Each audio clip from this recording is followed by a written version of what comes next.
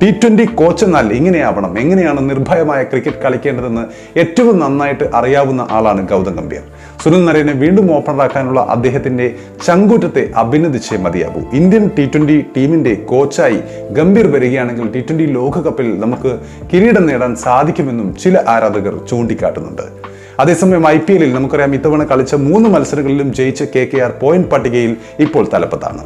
ടൂർണമെന്റിൽ മുമ്പൊരിക്കലും സീസണിലെ ആദ്യ 3 കളിയും KKR ജയിച്ചിട്ടില്ല എന്നത് മറ്റൊരു കാര്യം. മാത്രമല്ല, ഗംഭീർ ലക്നൌവിൽ നിന്നും കൊൽക്കത്തയിലേക്ക് എത്തിയതോടെ വലിയൊരു മാറ്റങ്ങൾ നമുക്ക് ആ ടീമിൽ കാണാനുമുണ്ട്. വലിയൊരു ആത്മവിശ്വാസം അവർക്ക് കിട്ടിയിട്ടുണ്ട്.